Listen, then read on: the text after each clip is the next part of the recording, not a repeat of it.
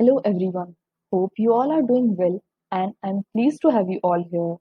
Today, in this video, we are going to take a glance over transaction processing and stored procedures. Hi, I am Mayuri Patadar, pursuing MTech from IIPS DAVV. This presentation is an assignment work provided and guided by Mr. Nitin Nagar sir.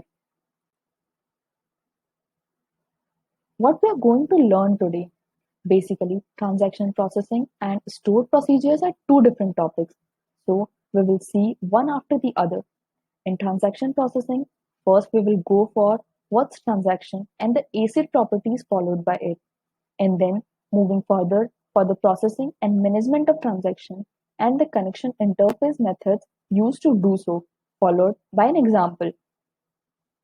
Now, jumping on the other topic, I'm going to explain what's stored procedures and their advantages, then a brief comparison of PLSQL block and stored procedures, getting our steps towards syntax for stored procedure and mode of parameter.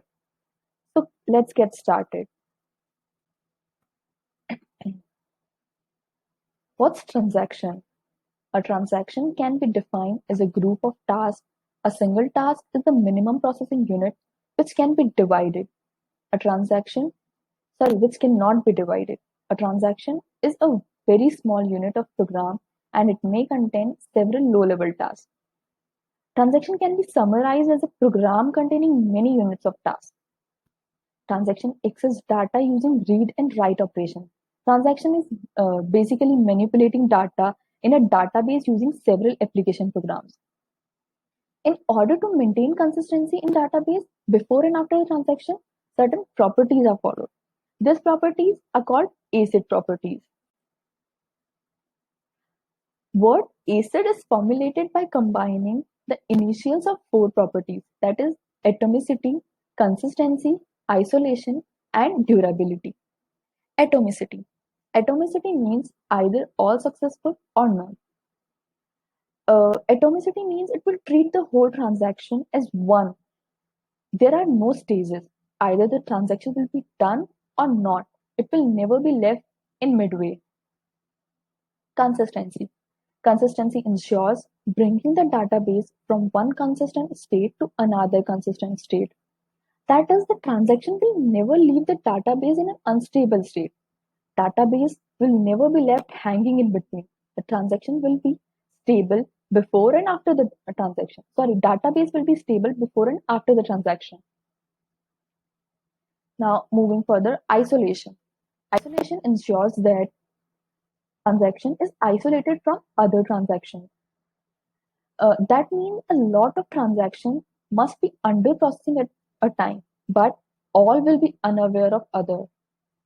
Durability. Durability means once a transaction has been committed, it will remain so in the event of errors and power loss, etc. That is, the transaction must be durable. Like if there is a sudden power loss or something, some errors, your data will not be lost with. Transaction processing.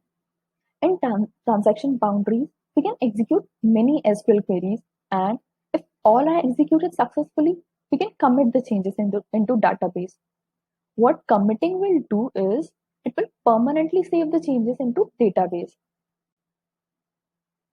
But suppose we are executing 4 SQL queries and one is not executed successfully.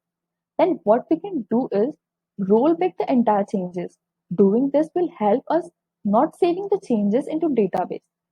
It cancels the transaction. Okay, so to achieve transaction management in JDBC, connection interface provides methods to do so. These are void set auto commit, void commit, void rollback. Void set auto commit just take Boolean parameters. If it is true, each transaction is auto committed by default, or each transaction will be auto committed. We need not to call the commit method to do so. But if we will pass the false parameter, what will happen? Then we have to use the method void commit. It ensures all successful execution of this statement. If any of them not executed, the whole process gets failed. Now, in case if the process gets failed, what we will do, that is, we will call void rollback. This method reverses all the changes that are made by current connection. That is, this method will cancel all the transactions. Okay, just to make the use of methods very clear, here is an example containing all three methods. Starting con.set autocommit. One more thing, all these methods are called with the object of connection interface we create to connect the database and the Java application. So here we are calling con.set autocommit, and here we are passing false parameter. That is, we don't want all the queries to be all the transactions to be committed automatically. We will commit them according to ourselves. So nextly, statement stmt is equal to con.create statement. Here we are creating an object of statement. We are very familiar with this. Then we are creating string named SQL, and we are storing a SQL query in it, that is insert into employees. Employees is a table. Then values 106. Let's suppose it employee ID. 20 is age. Rita is first name and Tej is last name. Then what we are doing is executing the query by calling execute update and passing SQL, the string in which we have stored the query. Now we are not committing it. What we will do is we will execute one more query. Again, we are creating a string with named SQL. We are storing a query in it, and then again calling execute update method. After this, we will commit. We will call commit method like as con.commit. We are writing this in a try block. Now, if this try block will throw any SQL exception, here in catch block, we are passing parameter SQL exception. Like that means if this try block will throw any SQL exception, then only we will call con.rollback. That means the whole transaction will be rolled back and a message will be displayed, that is error. Hope you all understood that. Now, jumping over the next topic, stored procedures. Stored procedure is a local group of SQL and PL/SQL statements that perform some specific action. We can say stored procedures are similar to functions we create in Java application, but stored procedures are not compiled every time they are called and are stored in database. Stored procedures are named PL/SQL blocks stored in database as database objects. They're compiled only at the time of their creation or modification. That's it. When we'll create or modify any stored procedure, just then only it will be compiled. After that, it will be stored in the database, and when we will call it, we will have our task done. Advantages of stored procedures. First, improve database performance. That is, reducing information sent over network. Uh, that is very obvious. As the stored procedure is already stored in the database, it need not to be sent and compiled again and again. Secondly, memory allocation. Only single copy of stored procedure is loaded into memory for execution and by multiple users. As only a single copy is saved and used, a lot of memory can be saved. Thirdly, productivity. Redundant code can be avoided.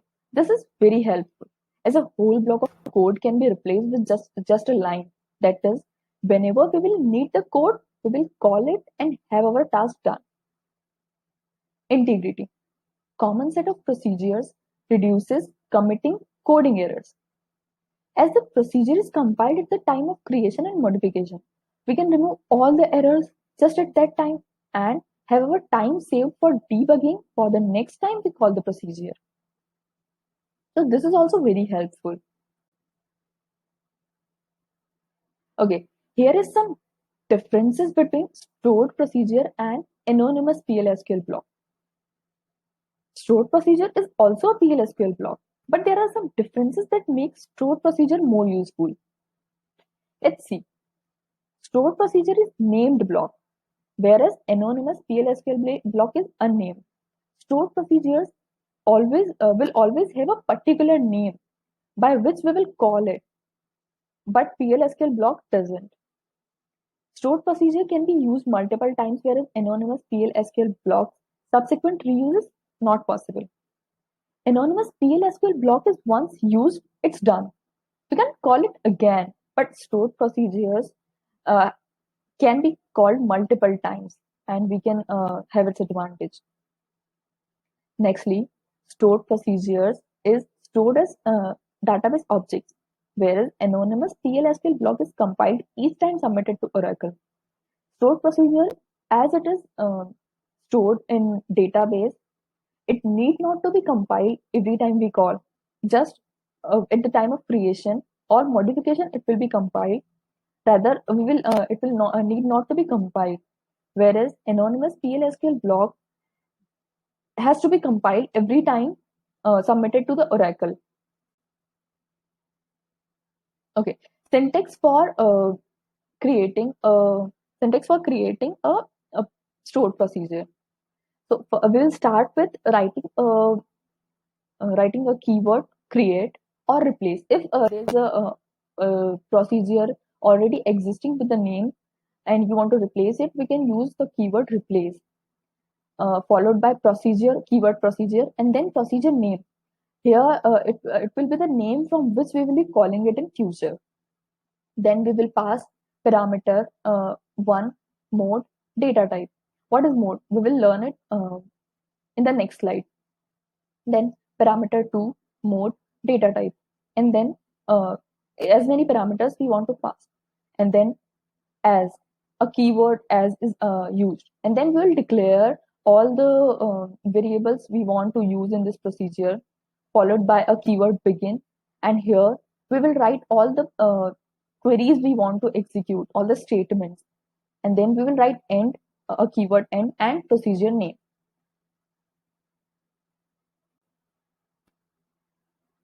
Okay, modes of parameter. Here, as we are passing this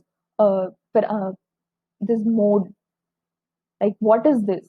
We will now get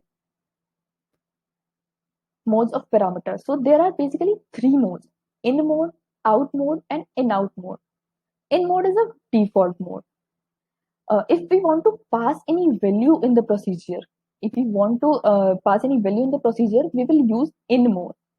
The properties of in parameter is that in parameter acts like constant and cannot assign values.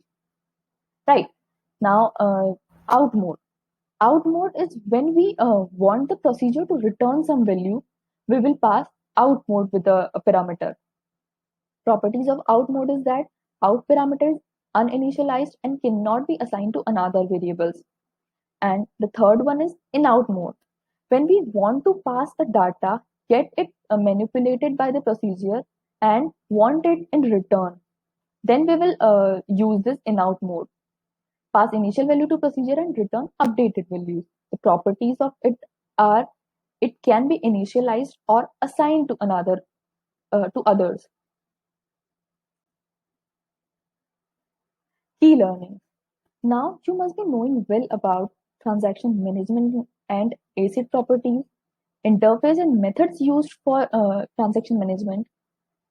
Then under stored procedure and its advantages, difference between stored procedure and PL/SQL blocks, syntax and modes of parameter in stored procedures. Thank you for patiently listening. If you like the video, please like, share, and subscribe.